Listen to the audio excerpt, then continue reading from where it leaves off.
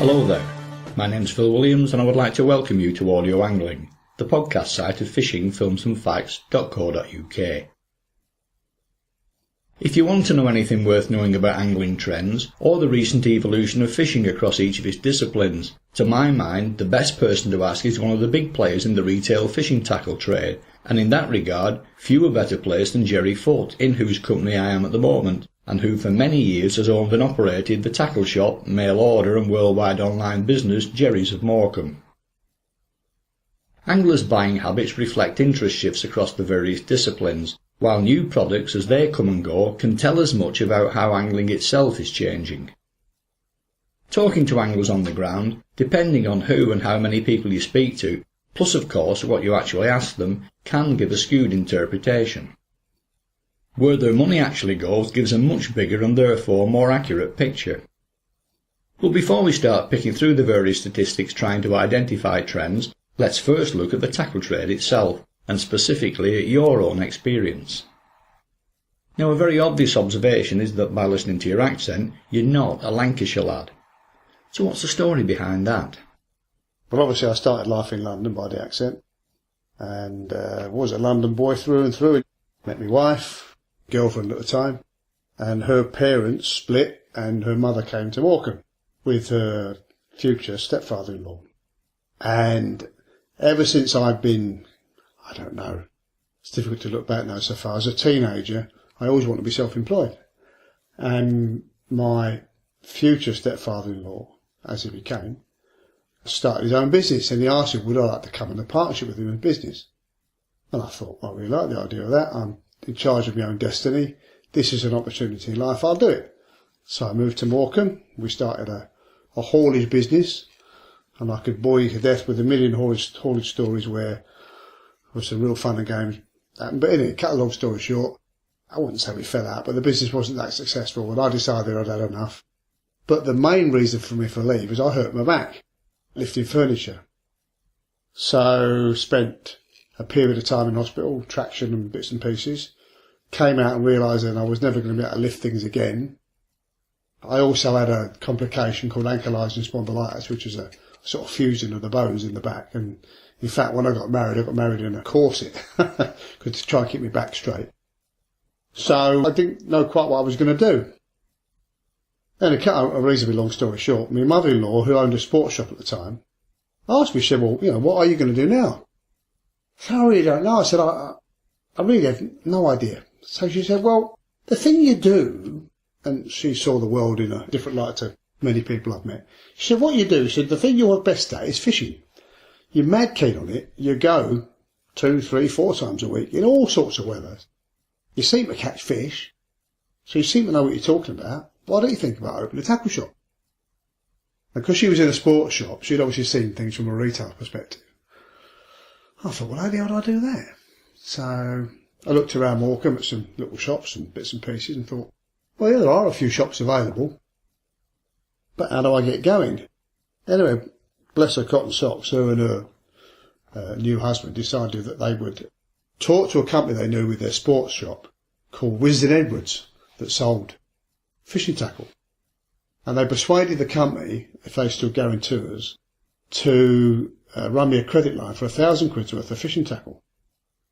So I rented a shop and ordered £1,000 worth of fishing tackle, which I thought was going to come in, 15 lorries. And mind you, £1,000 worth of fishing tackle 35 years ago was a lot more fishing tackle than it is now. But even so, it arrived in 7 boxes, of which we was a bit aghast because we tried to fill this relatively small shop with 7 boxes of fishing tackle, all from one company. Opened up brollies and did all sorts of things. But cut a long story short, I discovered that I had the ability to sell, or blag my way through retail, as you might want to call it. And we went from day to day selling more and more stuff, and it blossomed. We did okay.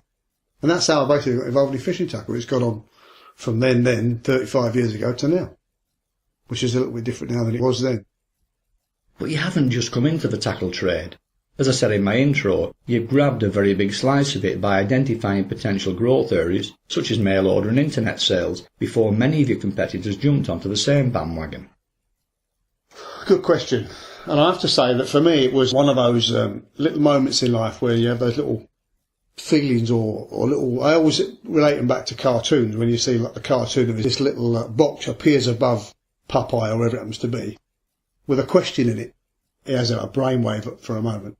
I was there one morning, and my morning started every single morning with taking the lugworm out of the fridge, opening up the packets, taking out the dead ones, putting in the fresh ones, wrapping up the packets. And we had a reasonably steady business in Morecambe that was steadily growing, but I mean steadily. Morecambe's a very small town with only a moderate population. It was never going to go anywhere, really, other than beyond what it was at. It might have grown a little bit. This little question said to me, well, Gerry, you're earning whatever you're earning a week was only a modest wage. In fact, talking about that, going back a little bit, a lot of people, when you're starting business, need to take this on board, that when we first started our first shop, for the first 2 years, I never took a penny in wages. We lived on my wife's wages, which were pretty mediocre at the time, just to invest everything we did make back into the business, which sounds a throwaway phrase at the minute, but it was a very, very, very difficult time to put bread on the table. Anyhow, without any sympathy for me, this little moment came along. It said, well, Gerry, you're earning a living, you're just about holding your head above water, and you're taking a wage home at the end of every week. But do you want to do this for the rest of your life? And there was a sort of ding moment in my life when I thought, well, how the hell do I make my world, my audience that I'm selling to, bigger? And I thought, it's got to be mail order. We've got to increase the people that we service. So I thought, well, we'll have to talk to the different magazines and see if we can talk about the cost of advertising. So anyway, a young lady from Sea Angler, which was EMAP at the time, with a womanly world, she managed to sell me half a page in Sea Angler. And I also had another one of these revelation moments when she handed me the magazine. She said, oh, here we are, you want to try and be the first in the magazine. And I thought, well, why would I want to be first in the magazine? She said, well, everybody wants to be first so that you're the first advertiser. We can do you this page. It's behind, I don't know who was a big player at the time, maybe Jim Johnson or someone like that. There were some big players around at the time. So, well, how do I afford to get in front of them? And then, as she passed me the magazine, if you give any man a magazine, any right-handed man, most men pick up the magazine and open it to the back page, like they're going to read the sport. Right-handed men open magazines with their left hand. So I said, well, can I ask you a question? Who has the inside back cover? Because the outside back cover was quite a prestigious thing, owned by different tackle firms that would advertise on it, Abus and the Pens of this world. Couldn't afford that. So she said, well, what do we inside back cover? That's the worst page in the magazine. I thought, is it now? And I saw a bargaining chance there. I thought, well, if it's the worst page, it'll be the cheapest. So we negotiated half a page inside back cover in black and white, mono as it was at the time, cool at the time, because it's all I could afford. Lo and behold, spent ages and ages trying to get the right thing in there, give it a go. And we then proceeded quite, if you think about it now, quite funnily, to serve in the shop and answer the phone with the customers that came through the door, which was amusing as the phone was quite busy, because we didn't have a lot of staff at the time. The difficult bit became, after 2 weeks, because it was a monthly magazine, of course, Sea Angler, as it was at the time, would ring you up and say, would you want to go on the next issue? So I had to make a decision whether I could afford to go into the next one. So it looked like it was going okay. So we took a risk, and we just about covered the cost of the advertising and made a very, very minuscule amount of money before we took the next one. And it just grew from there. We then went to a full page and then colour and so on. And it just grew. And that's how I got involved in the mail order side of things. And of course, you're hitting a much bigger audience, which mean, you're potentially to sell a lot more tackle, which for us has happened. That's how I got to in the mail order. It's just grown from there, really. And as a result, does the extra purchasing power that comes from volume sales then allow you to bring the selling prices down? Without a doubt. You do need to do that. But this Dreamsville that many anglers seem to live thinking that the bigger players are making more and more money, when realistically, because you're not the biggest player in the box, what tends to happen, like much in competition, it finds its own level. Most businesses need X amount of profit to run their operation. And the bigger their operation is, the more profit they need to do it, more staff, more packing, more pages. The whole thing is it's self-driven really of that, but you cannot work on very small. There's not enough people in fishing tackle to turn over tremendous amounts more than your opposition, because your opposition is trying to do exactly the same as you are. So what I'm saying is that the actual profit needed is driven almost by your competitors, not by what you can buy, because there is a limit in what you can buy, and there is a limit what you can afford, and there's always someone bigger than you can buy better than you, or can buy more than you. What I'm trying to say is tackle does have a bottom price that manufacturers will sell to dealers like myself. Although there's a few different deals for special offers, but generally the price is driven by the marketplace. We'd all like to make more money, but as I said to you before, Phil, I have this phrase that says you need to be as cheap as your closest competitor, but generally speaking, your closest competitor is going out of business. So it is running at a loss. So you've got to be careful what you do. During your time in the trade, and I'm thinking here of big purchase items such as rods and reels, has tackle got better in terms of overall quality, and has it also become cheaper in relative terms? There's no question about that. China was, obviously the catalyst to make that happen, or maybe Korea before that. If you went back, say, 30 years, tackle that's even around today, things like Abu 7000s, the reels, the quality reels from Abu, they would represent maybe 2 weeks' wages for somebody at the time. Now you can buy them for £80 and £90 quality reels. So the price is considerably less when the buying power for the customer, who's obviously had wage increases, is more. And I think that people's buying power is much stronger now for the consumer than it's ever been. And the choice is fantastic. And the price of goods has definitely got cheaper and cheaper and cheaper. Although I do think we've reached a stage where that's beginning to change, as the Chinese was once upon a time were willing to build it for almost whatever you wanted it to be. Now it's much more competitive in China. There is a limit. I think the days of the very, very cheap Chinese goods are over, because even we used to say, well, I don't know how we can sell a wheelbarrow for $19.99. How the hell do they make it, put it on a boat, send it all over here? We make our profit out of it. China makes their profit out of it. The manufacturer makes their profit out of it, and we sell it for $19.99. I don't know. There were some things that were getting very, very silly. Those days have gone, which I'm really quite pleased about, because what I think we were doing is we were saying, how cheap can you make this thing? There became a point when it was so cheap it just fell to bits. And we have to be careful that, as we are going to see at the minute, we're going to see some very big players that have never been in the fish and tackle industry come into the fish and tackle industry in the next few years that will try to do that. But I think there will be a quality issue with many of these things, because how cheap you can do it is not necessarily a good thing for, well, when a reel's a good example, and it might look like a BMW on the outside, but if it's got a larder inside, it's no good, is it? So be careful how cheap you want things to be before they fall to bits. Cheap isn't always the best, in my view anyway. To one extent, then, has the global market made all of this possible, in the sense that as companies such as Penn and Pure Tackle grow, they can invest more into development and quality, knowing they have the increased potential of a worldwide market from which to recover their investment? That's a good question, and I think it would require quite a complex answer to that.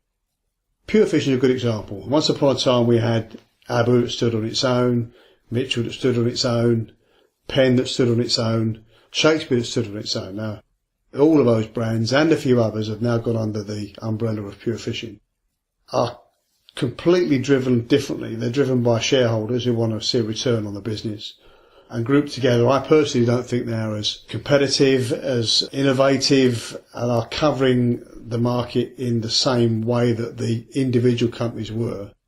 In fact, I think fishing tackle has seen a distinct loss in some of the ranges that were available, all in the pursuit of trying to keep the company lean and mean and making profit. Although I'm not denying that they've got to be there, they've got to make profit.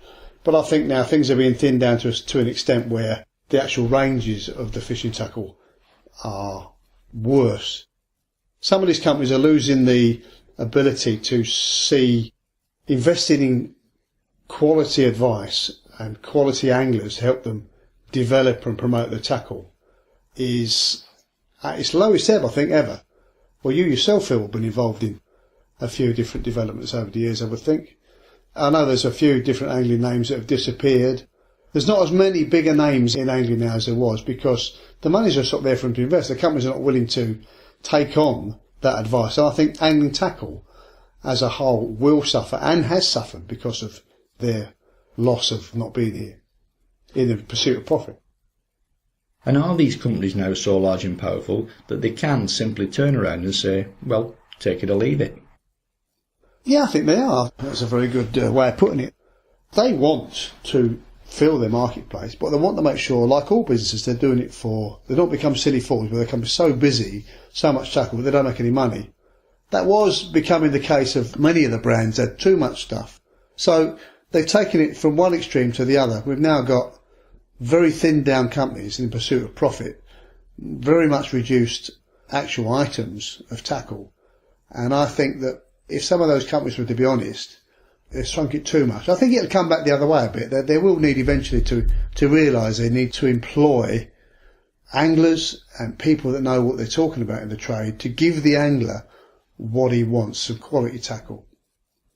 In terms of picking out the evolutionary trends within angling as reflected in tackle buying trends over the years, I had intended to split this next question up under the three subheadings of game, course and sea. Then I realised that you don't actually deal in game fishing tackle. So what's the thinking there? It's a very simple thing really. As I say, the tackle available has grown to such an extent that each individual area, each individual discipline of fishing tackle now, it's very complex.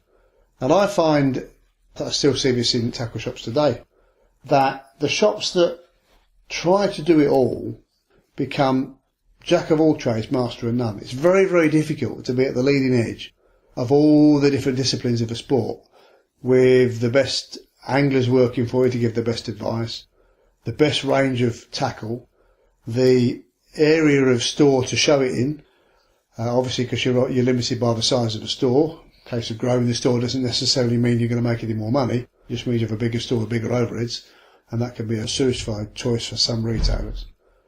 It's a complex sport now, and we try to say, well, we're near the coast, we've been looked upon on the years as what I call a wet address next to the sea.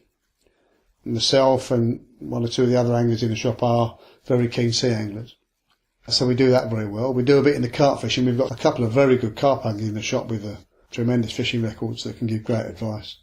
Caught some fantastic fish. So we go down the carp road, we know what we're talking about with that. But the game fishing, we are surrounded by two or three very big game shops who do it very, very well, who generally just all they do too. So they specialise in what they're doing, and we specialise in what we're doing, and we try to do what we do to the best of our ability. And I think that's better for the shop, better for the customer. So that's what we do. Another two, which is the more important to the business in terms of counter sales, mail order than internet, the carp fishing or the sea? Well, there's no question that if you looked at the whole market, carp without doubt is the biggest money spinner or turnover of money. Whether it actually makes more money is a debatable fact, because most carp anglers buy things in threes, 3 rods and 3 reels as an example. So there's some big money turnover in the carp. But for us, it's still the sea side of the market is the bit where we specialise in. We're good at it, we know what we're doing in it, and we have developed many parts of it. Just recently, the lure fishing side of our business, lure fishing in this country is taking off fantastically, and anglers are experiencing the fun of using some of the high-class modern materials that can do so many things these days that older fashioned materials couldn't do. And the fun of having one rod and one bag and a few lures in your pocket is proven to be quite addictive to many sea anglers who have cast out a 6-ounce leather on a great big 13, 14 foot rod to catch a few small fish. They're not as mobile. It's not as much fun. Well, the lure fishing gives them a different avenue to go down. So that's a growing part of our sport, which I'm personally enjoying myself too. So yeah, seaside of ours is definitely the strongest. There's some big players in the carp market, and most of the big carp shops are based in the southeast corner of England, where they've got the best fishing anyway, and short access to the continent where lots of lads are going these days. Carp fishing with some fantastic fishing, so they're bound to be the strongest.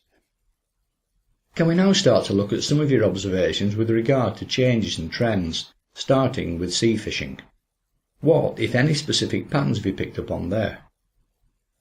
Well, like I just talked about just now, the lure fishing side of things has become a very strong part of what we do.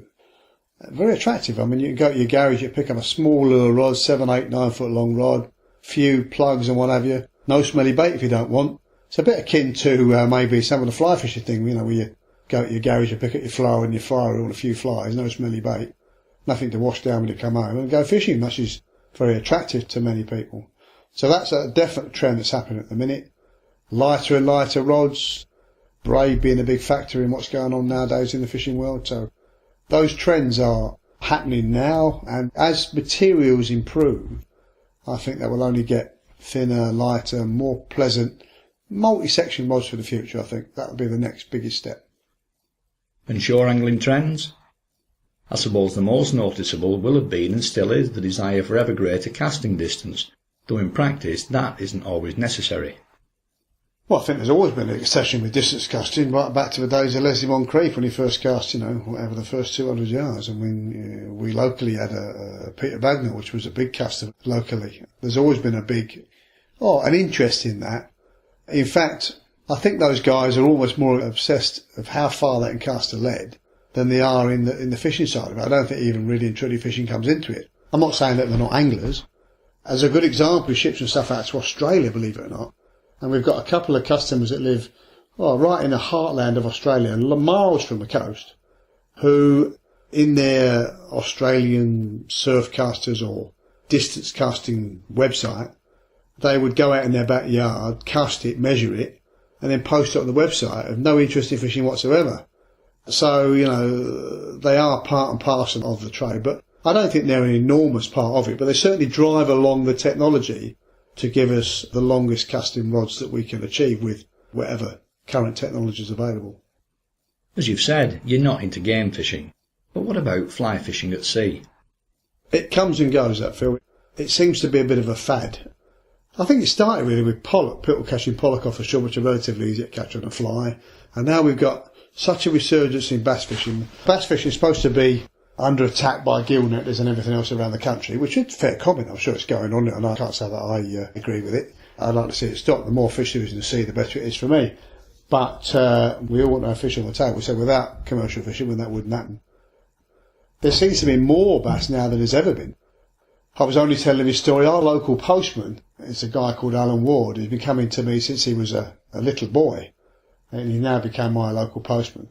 He caught a 8.5 pound bass off the side at the Battery Top in Morecambe on a particularly windy day, and I remember it making front page in the Visitor. And if I remember rightly, it was one of the biggest bass caught off the prom. This will now be, it's got to be 25 years ago. But nowadays, 8.5 pound bass is almost commonplace. We weigh them regularly for people. In fact, Morecambe's seen bass in excess of 14 pounds every year for the past 6 or 7 years that we've either weighed or known about. So that was a thing that was unheard of in the past. And many, many, many more small fish. So although the gill netting and everything's going on, there does seem to be an awful lot of bass, which I never quite understood really. But long may it continue. Can we now start to look at innovations down at the business end? Things like quick-release trace clips, or maybe switching heavy mono for wire. There's not a week goes past where someone doesn't bring out a new rotten bottom or a new casting clip, and there are some fantastic things about these days. There's some brilliant innovative minds in the tackle trade. I mean, Gemini's a leader in developing bits and pieces for end tackle. God rest his soul, Tony Gittins no longer with us, but it's still there, there's many, many people that are developing new things. Clips, how many different types of clips can there be these days? There's hundreds. You just got to work out which is the one that suits you the best, but the choice, like many other things in angling, there's too much choice. Tons and tons of choice. And what are your thoughts on the growth in the use of braided lines? Is it a fad or a bandwagon effect, or do they make a difference all of the time? Without doubt, I'm a total braid convert now. It took a long time to get my head around using braid. Braid on a multiplier can be an absolute nightmare because, if it bursts, that's the end of your fishing session. You can't pick it out. So it's seen a rise in many, many types of fixed balls because it's much easier to use on a fixed ball. The benefits of using it are quite easy really. It's much thinner line. The line's maybe a quarter of a diameter of mono. No stretch, so you can feel every bite. I must admit, I did have some, and I still do have some reservations in using it with big fish. In my angling career, I've been lucky enough to visit different parts of the world, and I once tried to use braid on a boat in Florida, and the enormous American captain threatened to throw me off the boat if I was to use that rubbish or words to that effect on this boat. He said, we don't use that. He said, it's too direct for big fish. All we do is pull you over the side. But interestingly, I've only just come back a few weeks ago from a fishing trip across there, and lots of American anglers now are using braids, because they're all beginning to, across the world, they're beginning to understand the benefits of being in touch with your fish, so direct to it. It does have its downsides. The difficult bit with braid is knowing when to use it and when not to use it. But it will be with us now for a long period of time. I'm sure that the diameter of it, the strength of it, the castability of it, the smoothness of it and the roundness of it will only improve as manufacturers, extruders, a line and whatever across the globe get better and better at what they do. I think braid's with us for a long time now. And personally, for shore fishing, I'm a total convert now. You cast, if you're lucky, maybe 200 yards, 150, 200 yards, but you're in touch with what's going on. You can see every bite. If you're in a match situation using a 2 or a 3 hook scratching rig, you can almost count the whiting on, which you can never do in mono. You can't. I don't believe you're in touch with mono at all. But there are benefits and disadvantages. You've just got to know when to and when not to use it. And what about your thoughts on monofilament?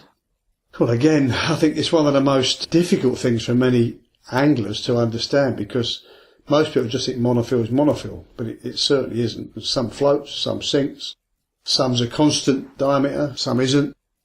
The different knots you've got to use with different types of mono. It's a complex subject. You need to ask a reputable retailer with, as we like to say, anglers serving anglers, for advice when you buy mono. Many people just walk into the shop, pick it up, go for the cheapest or the dearest or whatever, but they don't really think about, whether it floats, whether it's suitable for what they want it to do, whether it's soft, whether it's for using over gravel. They need to take advice when they buy it so they can buy the mono to suit the angling they're doing. But it's certainly got a place without a doubt, especially for big fish fishing, without any question. There are colour choices to be made too, and also, do we need to be using expensive fluorocarbon? Well, again, it's a complex subject. Okay, I'll give you my fluorocarbon bit first. I spoke with a friend and a very, very good angler, Roy Marlowe, who's done an awful lot of tarpon fishing and stuff in different areas of the world. Excellent angler, who would quite happily pay £50 for a small spool of fluorocarbon, using it in crystal clear waters for tuna and tarpon and different types of blue water species, where it was absolutely critical that the fish couldn't see the bait. And I think that's a good guide for using clear lines. If you're fishing for a predator fish that's got fantastic vision, if it can't see the line, it has to be an advantage. You have to also bear in mind with fluorocarbon, it is very brittle. You have to tie the right knots and use it where it wants to be used. But the point of using fluorocarbon in Morecambe Bay is a good example, which is sandy. The fish can't see it. I just don't see the point whatsoever. So just normal mono is fine, and colour. There's a good argument to say that bright lines are good to attract fish to your bait. They can see it in the water. Fish like flounders and plaice, I'm sure, that are attracted by different colours. So having a red snood length or a yellow snood length can actually be an advantage. You've got to make your own mind up about that. But I basically think if your guide is, if it's clear water and you're fishing for fish with brilliant eyesight, you can tell they've got brilliant eyesight by looking at their eyes, because if they're bigger, they've got brilliant eyesight. So, if you're fishing for that sort of fish, freshwater wise, pike fishing, that sort of stuff, clear fluorocarbon's got some good benefits. On the other hand, as regards your main reel line, well, if your reel line's pink, yellow, blue or clear, only you can see that. So if there's an advantage in having a yellow line so you can see where it is in the water against the skyline, that's only got to be a plus for you. So I'm a great fan of that. The bit that affects the fish is obviously the snood length, the bit between the bottom of the swivel and the hook. That is the only bit the fish is concerned about. You can't see the rest. So you choose that to suit the quarry that you're going after. Now you will have seen this much more than me, but from time to time over the years we get bombarded by hype regarding some chemically irresistible compound or other being offered as a guaranteed no-fail bait additive. But none, it seems, and certainly at sea, ever appears to stand the test of time. Well, I think you can see all freshwater, but I think the same thing applies to all of these. I've no doubt that some of them are brilliant. And I've read some of the different pheromone input that gives off certain things to fish. They put it in varying ground baits nowadays for coarse fishing. You can dip your crabs in things, and there's a whole multitude of things that I've seen over the last 30 odd years come and go.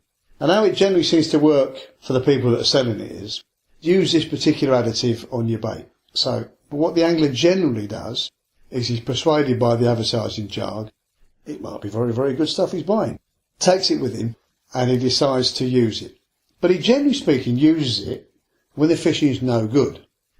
That's really the worst time to use some sort of additive. What you want to do is you want to use it when the fishing is great. Because if you use the best bait in the world when there's no fish, you can't catch fish. So if you all of a sudden decide to and dip that best bait in the world in your additive, cast it in the water where there is no fish, guess what's going to happen? There's going to be no fish. You want to do it the other way around, when there is plenty of fish, and see if it catches you more fish. So generally speaking, people buy it, go and expect it to give them fantastic results in times when there is no fish.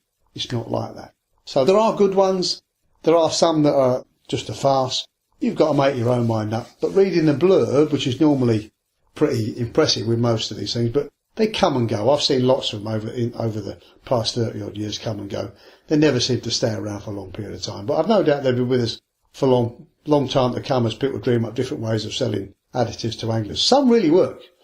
I've seen some really strange ones work. I'm sure maybe you have with things like WD-40. Who would believe that a fish would eat a bait that sprayed WD-40 penetrating oil on your bait? But it works in some situations. So don't be put off by it. It can be very, very good. But it's the same thing again. You've got to do it on your own experiences. But good or bad, in marketing terms, these things consistently fail. So why is that? Are they not worth the money, or do sea anglers simply not relate to them? I think all that's right. The reason that they fail is that they're used, as I said before, at times when people think it's going to make the fishing great. So the angler uses it, squirts it on his bait, chucks it in, doesn't catch anything, puts it in the garage and forgets about it. Whereas he might want to try it when the fishing is good, and then he might actually continue to buy it. But because of that unsurety, I think it's the reason why they start off with a great woof where people buy them and they read the advertising blurb, sell thousands of them, but they soon teeter off very, very quickly. Because people don't do it when the fishing is good. If they were to be persuaded, only use it when the fishing is good, to improve your catch, a lot more will be sold. You can't beat going fishing when, one, the weather's right and the fish are there. You've got to go when the fish are there. If you go when the fish are not there, no matter who you are, you can't catch them. Clothing has also become a big part of the angling scene these days. People are no longer willing either to put up with discomfort or simply make do. What they want is guaranteed, totally weatherproof jackets, salopettes and footwear, with many companies now getting in on the act. So presumably it's a highly lucrative side to tackle manufacturing, plus another way of getting the company name out there in the public eye. But how do you as the retailer see things? You want me to tell you that retailers make a fantastic margin out of clothing? Well, I'm sure that some of the Marks and Spencers and big clothing retailers of this world make a lot of money out of clothing. From a fishing retailer's point of view, we don't make as much money out of it as Marks and Spencers do, but we don't buy as much as they do. But you need to take one thing on board with clothing from a retailer's perspective. You don't need to get your hanky out here, but you must remember, if you buy a rod and a reel, it's the rod and the reel of your choice. With the clothing, if you buy the fleece or the pair of trousers that you've seen and you like, whether they be breathable or whatever that to be, the retailer has to stock much, much more of that one product because he has to have an extra small, a medium, a large, an extra large, and now kings and giants.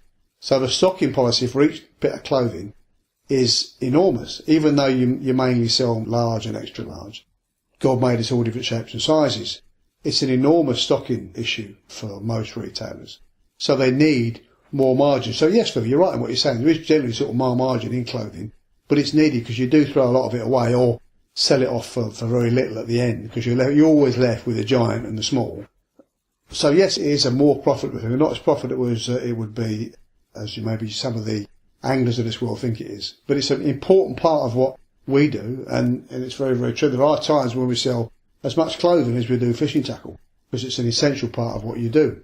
We all need quality clothing when you're fishing. What about flotation suits? In your opinion, do these give anglers who could potentially end up in the water a false sense of security, to the point where in some people's eyes there's no longer any need to wear a life jacket? I think this is one of your favourite topics, because I've heard you talk about this before. And I'll tell you the story that I tell anybody that's buying a flotation suit, and you have to make your own mind up from this. A flotation suit will keep you afloat. A flotation suit will not save your life if you're unconscious and fall flat on your face in the water. But on the reverse of that, if you went out and bought a life jacket, an auto-inflate life jacket, one, you've got to make sure that the auto-inflate will work, or got to be confident it works, so you've bought a good one. Then, if you was unconscious and fell off the boat and fell in the water, and you happened to, the thing went off and you fell in the water, and you was the right way up, well, you generally have your flotation suit on when it was cold. If you had your life jacket on when it was cold, and you fell in the water, it really isn't the life jacket that's going to save your life. You're going to freeze to death anyway, because it's the cold that will kill you. So I personally think that the flotation suits, the chances of you being unconscious, I would say, are pretty small. The chances of you falling over the boat are much higher. If you fall in the water with a flotation suit on, it will keep you warmer longer, because that's what they're designed to do. I think the official figures are 3 to 4 times longer warmer in the water than you will be with just a life jacket on. So I think your chances with a flotation suit in the water are much higher to be found and be alive than they are with a life jacket on, depending on what waters you're fishing in. And some of the coastal waters around England are never very warm. And if you're out in the winter, certainly a flotation suit would suit me far better than a life jacket, personally speaking. But, everyone's got to make their own mind up. But flotation suits, not only do they keep you warm, they keep you dry. And they can save lives, definitely. That's my opinion. Or we're both. Or we're both. You must always remember that, to put the life jacket over the flotation suit, because you don't want it going off under the flotation suit. I've seen 1 or 2 people do that before. Back in 1999, I was asked by one of the magazines to pick out what I saw as being the biggest single contribution to sea angling during the 20th century. Quite an easy question for me to answer. In fact, a bit of a no-brainer really. Without any hesitation whatsoever, I nominated uptide fishing. Not only does it produce more fish in difficult shallow water situations, but it also forced anglers to scale down and enjoy their fishing more, on top of which it then went on to spawn a whole new era in rod design and manufacturing, with every company worth its salt getting in on the act. So let me now put the same question to you. In your opinion, what has made the biggest contribution to both boat and shore fishing throughout your time in the tackle trade? One of the biggest contributors is sharp hooks.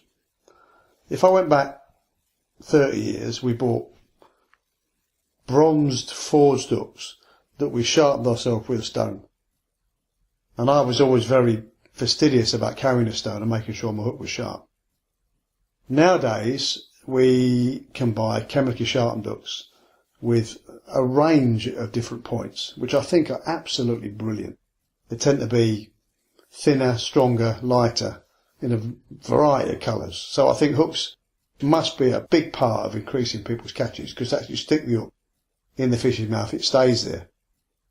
Braid, from a boat fishing point of view, has been revolutionary in putting more fish on the boat, because you're much more in touch with lighter gear with the fish. It's much more fun. Gone are the days where people bought enormous 6.0 and 8.0 size reels, put 60-pound line on it, 2.5 pound of lead, and lowered it down 300 feet with an enormous rod. They had no idea where they caught the record caught a big fish half the time. Whereas nowadays, it's much more pleasurable with braid, using much lighter rods, 20-30 rods to fish off Whitby. Who's ever heard of something like 20-30 class rods?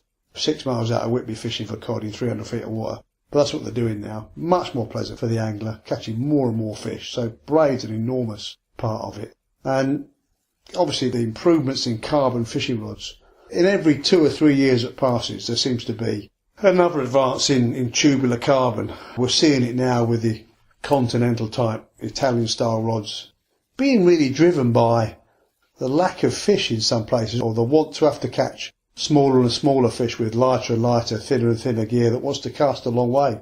Some of the new Italian style, continental style long cast fishing rods are stupendous in what they do.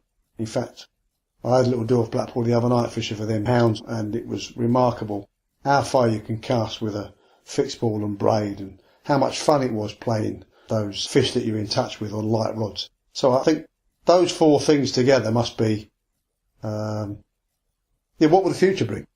Many, many different types of rods, I'm sure. Multi-section rods are going to be a thing for the future.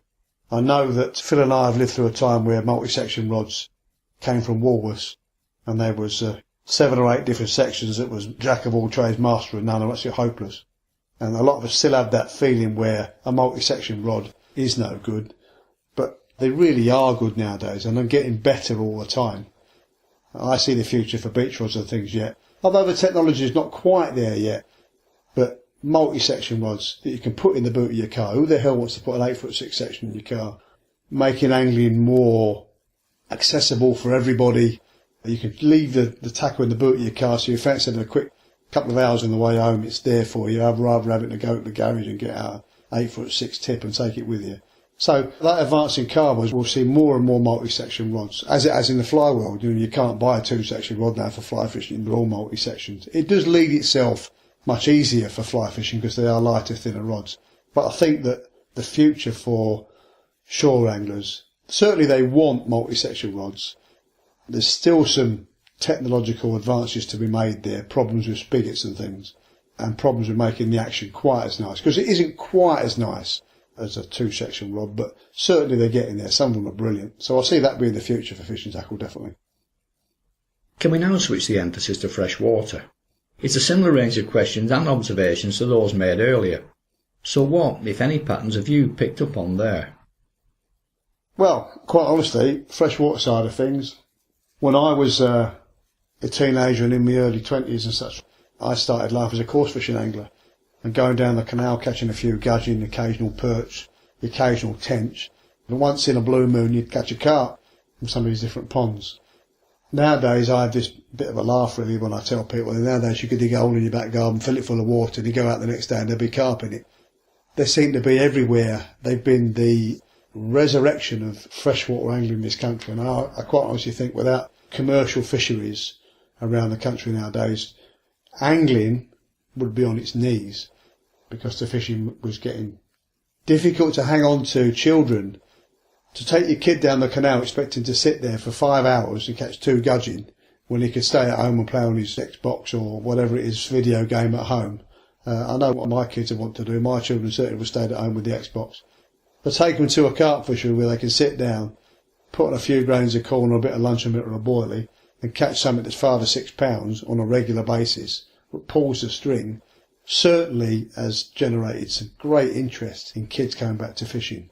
It has some downsides because it's breeding guys that only want to carp fish who don't learn the skills of angling, and I think they can get bored of it very quickly. Catching a 20-pound carp in my youth was a thing that you really only dreamed about, but nowadays it's almost commonplace. In fact, a lot of lads won't even tell you they caught a 20 these days. They're not interested. I had a guy the other day that caught 8.5-pound tench from a water very close to us. I've got 1 or 2 friends that now are in the ground who would have cut off their right arm to catch an 8.5-pound tench.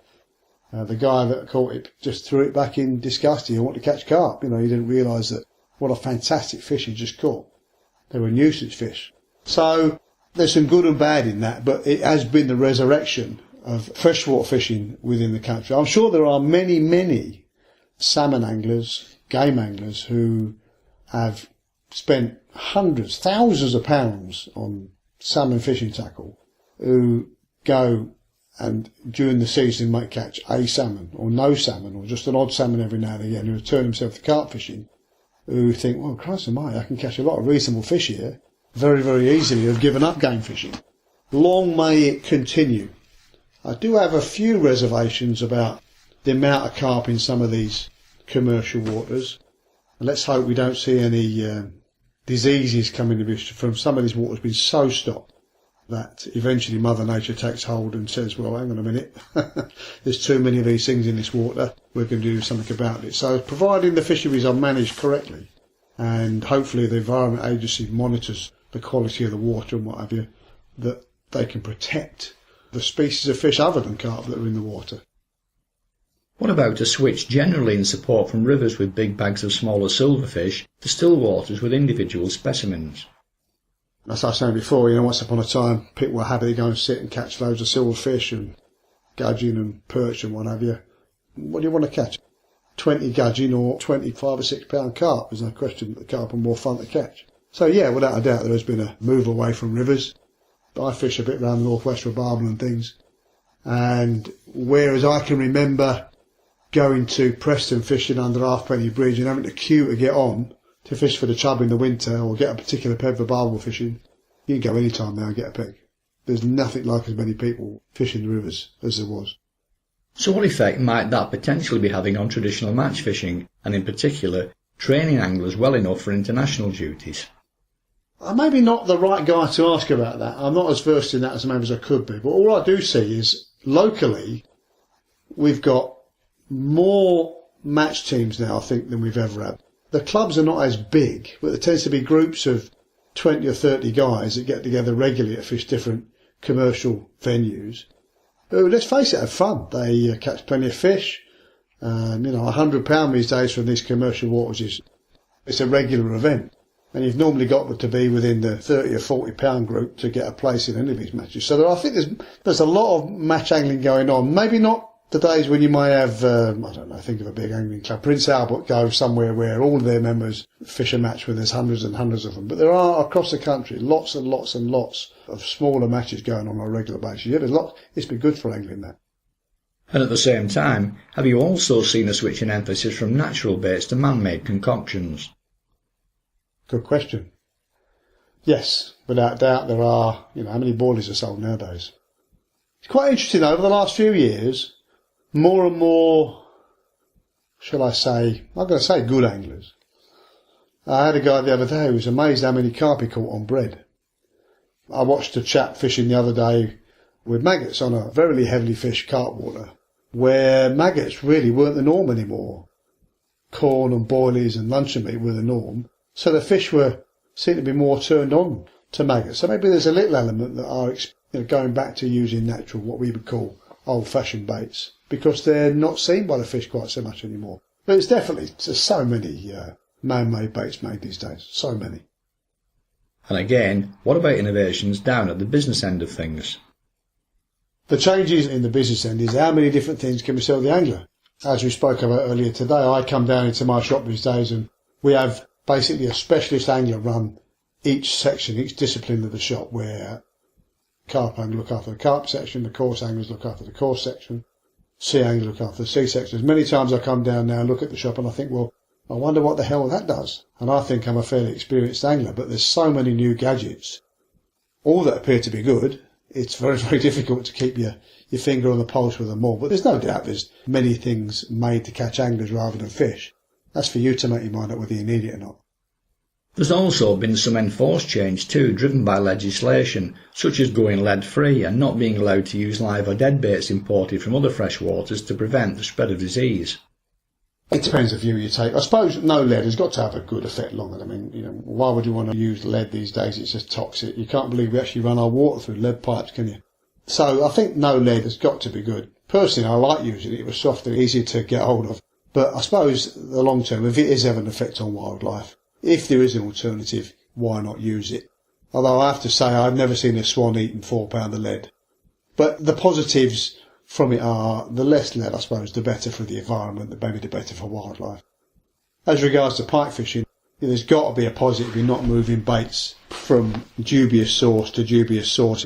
If you buy some mackerel in Birmingham and drive up to the Lake District, or you buy some roach in Birmingham from a tackle shop, not saying that tackle shops don't know what they're doing, but where did they originate? Are they diseased? Are they not? And you go and chuck them in some Lake District tarn. Are you doing the right thing? Really, the more monitoring of where those fish came from in the first place is maybe what's needed, so that they have some sort of a stamp of approval. But I don't know how the Environment Agency would ever do that. It's quite a complex thing to do. But moving different fish from place to place is always a dangerous thing to take disease with you. So there must be some sense in that. I'm not the scientist to tell you what's right and wrong with that, but it just seemed to make a lot of logical sense. What do you make of the evolution and expansion within pellets and boilies? Well, pellets are certainly the thing at the moment, aren't they? I can't believe when I look at the pellets we sell in our shop.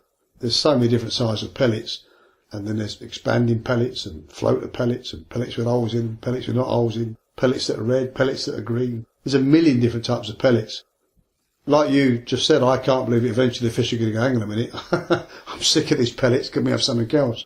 But we seem to get more and more and more. I don't know when that'll stop. It's a trend, Phil, isn't it? It'll change. There'll be something else comes out sooner or later that puts pellets to shame. They seem to be good for the fishery, that you're actually getting the fish bigger because you're feeding them on a high protein. Just how long the pellet syndrome will last, I don't know really. It's difficult to say, but they've been around for a long time, haven't they? Where does plastic sweet corn and the like fit into all of this? It is a difficult thing, isn't it? I know the first time it came out when I was given it, it's a very difficult thing to put it on, feed the natural corn, and have plastic corn on your hook. And as an angler that's done that, and I must admit I had caught on a few plastic things, but I still struggle, personally, sitting behind a float or an alarm or whatever, knowing that the thing on the end is plastic. Will it catch the fish or not? Personally, I struggle to do it, but I know people that are totally confident in it, and it does look very good, but I personally struggle with it. But I do know people who do regularly catch on, especially like plastic bread. Some of the bread they produce nowadays that floats on the surface that the fish must see in silhouette anyway from underneath. It must look fairly dark when they look at it. I think it's pretty effective, that. So have natural baits such as hemp, maggots and the like had their day? Well, I don't think hemp's had its day. Hemp, if you look closely at some of the ground baits, almost all ground baits have hemp in. We certainly don't sell as much loose hemp as we've ever done before, for many reasons. One, the hemp's got quite expensive now. It's very difficult to get the bigger hemp that used to be seen to be available. I don't know why that is. Maybe there's some sort of world shortage. I don't really know. But hemp's in many, many different things. So it's still there, even if it's disguised in, red ground baits and things. Buying it loose is a thing that's not done quite as much nowadays. I do really sell a bit of it, but nothing like we used to do. Because there's such a variety of other baits to use. So, I don't know, I don't think they're dead. They're certainly not sold in the same quantities as they used to be, but I don't think they've disappeared from angling yet. It's a trend, isn't it? They go, who's to say in the future, we won't go back to selling more and more maggots. I don't know the answers to that one. Now, I've asked this next question to a number of people on the freshwater scene, and I make no excuse for repeating it here, particularly with you being a tackle dealer and therefore able to offer a different perspective based purely on retail popularity. It concerns a suggestion made in the press that if you want to catch a British record for most coarse fish species these days, or a specimen representative of that record, you now need to fish high protein baits. It also claimed that as most users of these baits tend to fish them on self-hooking bolt rigs, not only was the art of fishing other baits being lost as a result, but also the old and arguably more skillful techniques that went with them, and that a good proportion of coarse anglers were developing into unskilled specimen hunters with a high threshold of boredom, willing to wait for as long as it takes just to catch that one special fish. So based on your retail experiences, what would your take be on that? You try to lead me down a road where I can commit suicide in my tackle trade here, but I'll give you because I've been in this too long now to dress it up, but I'll give you my view of it. Using bolt rigs and air rigs and things was a thing that was poo-pooed by a lot of very quality anglers when it first came out. There's no doubt now that air rigs catch more fish than any other method in the UK, I would think, freshwater-wise. It's a great method. Use it myself regularly. It seems to be a way of deceiving the fish. I don't have any problems with that. I'm not really in love with bolt fishing and being too far away from the gear. Certainly, there is some angling skill lost in using methods that are almost self-hooking. Why go? You might as well tie the line to a tree, mightn't you? But that's just my opinion. If you're somewhere for a long period of time and you happen to have gone for a pee or to pick up your cup of tea or something and the fish goes off, if it's your only run for a week, you want to make sure you catch it. So I can see both sides of the argument there. What about ancillary equipment? Some fishing trips these days look very much like camping holidays, so that part of the market must also be important to the tackle trade. Without doubt. You and me go tonight and it's raining. It's horrible here at the minute. Raining, it's windy. We go tonight. You go with your brolly and I'll go with my bivvy. I'll lay a 20 quid bet that within half an hour you'll be sitting in my bivvy. And no matter how hard you are, being comfortable when you're fishing is an important part, I would think, especially if you're going to be there for a while. If you're for 2 or 3 days, you definitely want to be comfortable. So yeah, they're an inevitable part of angling for the future. I see more and more beach anglers now taking shelters and as they become much more affordable. Yeah, they're a definite plus for me. And the rest of the stuff, the unhooking mats and weighing slings, are they also good established trends? Well, I think so, yeah. I think that we should encourage people to use unhooking mats rather than keep damaging fish by dropping them on stones and things. It makes us, as an angling professional, as an angling society, look like we really are. We do really care for our fish. People that say that anglers drag these fish around the water, I mean, you can't defend dragging a fish around the water till it's nearly dead, landing it and saying that's good for the fish, because it's not. But when we've done that, we do look after the fish. We are keen that it doesn't die, and we revive it and we photograph it. And I think we love the thing that we've caught. We want to put it back in the water. So unhooking mats, weighing the fish, it makes you feel comfortable that, you know, you've got one 19 pounds, the next one you want to get 20 pounds. It makes a careful attitude for anglers, which has got to be good for the sport. Got to be good for its overall view by the general public, when they look at us to think we're all cruel guys that kill fish. That certainly isn't the case. There's many, many people that love fish as much as they do fishing and want to look after their fish when they've caught them. One of the questions I asked earlier when discussing the sea fishing was what you saw as being the best innovation during your selling career. Can I now ask that same question again, only this time on the freshwater scene? The best innovation for catching fish has got to be bulk rigs, isn't it? No other single thing has ever been responsible for catching more fish. The idea that when I was younger was you had to have the lightest possible lead so the fish couldn't feel it. Nowadays is that really and truly the heavier the lead and the fish hooks itself against the lead, it's got to be responsible for putting more fish on the bank than anything else. Of course, the other side of that is what we covered earlier, line. The lines nowadays have got finer and clearer and stronger. Some of the match fishing guys are using line you can hardly see, but it's so strong. Because they're fishing for big fish, aren't they? They're not fishing for little silverfish anymore. They want to be as fine and as soft and as invisible to the fish, but still strong enough to catch big fish. Going back to the angling scene in more general terms again now, by looking at tackle buying trends, is it fair to say that today's newcomers demand instant success in a way that would have been unheard of when both you and I were starting fishing? Nobody, it seems, is either interested or willing to learn the trade by progressing through from small fish or short distance casting anymore. They not only want, but also demand everything on a plate. Well, that's a leading question, isn't it? I think personally, if we don't give people some success by sending them to the waters with the fishing, by giving them direction from quality advice from over the counter, God forbid the day when as to sell fishing tackle on a big scale, which they certainly do in America and they're looking to do in this country, you're not going to get that advice of where to go, what to do, how to catch it, how to look after it when you caught it from big superstores that you're going to get with the angling trade. So long live the independent retailer from that point of view. I'm bound to take that view, but I really think it's crucial to our sport staying the way it is, and having the quality anglers with involved in fishing tackle is really important. Final question. Based on the various trends of the past, how do you see fishing, tackle development and the tackle trade itself evolving in the future? Well, that's an enormous subject. Like I said before, we've got one or two enormous companies that are getting involved in fishing tackle at the minute. One particular company is claiming that they're going to take 50% of the angling sales in the UK over the next 4 years. A company that's far bigger than any other company that's ever been involved in fishing tackle. If they do that, you'll have it in massive superstores like you are in America. You'll be able to look at your tackle quite easily, maybe even buy it at considerably reduced costs. Whether it be as good is debatable, because it's not all about how cheap it can be. It's about, it's got to be tested and looked after by anglers. Does that mean for the future that we're going to have less of, but bigger tackle shops in just urban cities around the UK, where the loss of the smaller independent retailer, which is, I think, it's going to happen.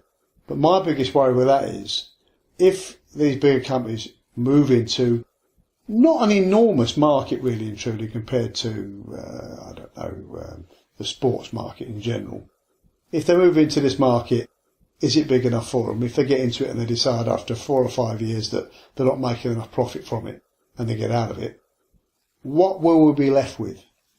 Will have all your independent retailers jacked it in?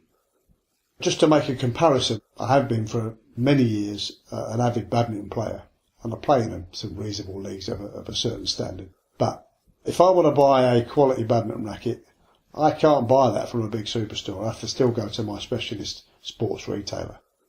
There aren't many of them around anymore, are there? Once in every town there would have been one or two sports shops that would sell cricket stuff and badminton stuff and tennis stuff. They've gone. If the independent retailer goes the way of the sports store, I think that's really bad for the sport.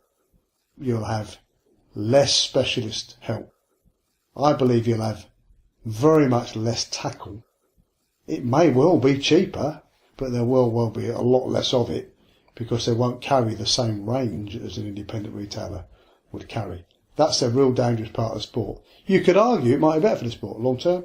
I don't see it personally. I think that we're in danger of going down this American way where bigger necessarily means better. I'm not so sure it does. I think bigger means bigger stores full of other things other than fishing tackle. Nothing like the same choice, nothing like the same quality over the counter asking the questions that you need to know. What bait do I use for catching bass? What boilie should I use in this particular water? That's going to disappear there if we're not careful. So the future from that point of view is a bit misty there. Hopefully we'll still be here in 20 years' time. My family has certainly got a future in this business, and we're doing our best to develop that with the, I have to say, good service we've offered for the last 30 years, and hopefully continue to give good service and good advice for the next 30 years. As regards tackle itself, it'll just keep evolving. It'll keep getting lighter and lighter, more and more choice, more and more innovation. Whether the market's growing or not, I think it shrunk for a while. The advent of carp fishing and commercial fisheries have seen many, many more of that type of angler. The shore fishing, I'm unsure about. I'm not so sure whether there are as many shore anglers now as there were. There may be more sea anglers. There's certainly a lot of boat anglers around now, as boats have become affordable. The price of fuel has definitely had an influence on those, but there's still quite a number of sea anglers. Not so many shore anglers. Many of them are doing other things. As the fishing gets tougher sometimes, cod have become not exactly, certainly on the west coast, they've almost become a dinosaur in some places. But we're seeing many, many, many more fish on other stretches of coasts. So the sea fishing is a difficult one. I don't know where that will be in the future. We'll just have to go there and see, won't we? I don't know what that brings for the future, sea fishing. Game fishing, easy. That's going to go down the road of put and take trout fisheries. There's going to be more and more of those as salmon become less and less on the ground. There's less and less salmon. Certainly when I was a teenager, there was a lot more salmon around than there is now. Does that mean then that if any small independent retailers do survive, they'll become little more than last-minute convenience stores for items of terminal tackle and bait? I don't honestly know the answer, Phil. I would suggest that if this ever gets out to listened to by anglers, support your local independent retailer. Go in, spend your money with him. Get the advice. Don't make him so he only gives you the bait you want and a few swivels. Look after him. He's going to be important for you in the future to give you the right advice of where to go, what to catch. Because the bigger independent retailers, even ourselves as a mail order retailer, yes, we're competitive, but we're still an independent retailer, still able to give great advice over the phone. That will not be the case at large, multi-purpose retailing outfits that are looking to get into the tackle trade at the minute. The beauty of doing a recording such as this, then putting it to archive, is that long after we're both gone, history will be the judge of what's been said. So let's hope your predictions are wrong, and unlike the US, where the mega multi-stores are very much the norm, the smaller independent retailers do survive. My thanks then to Gerry Foote for being so candid, and for expressing an opinion on quite a diverse and at times difficult range of questions.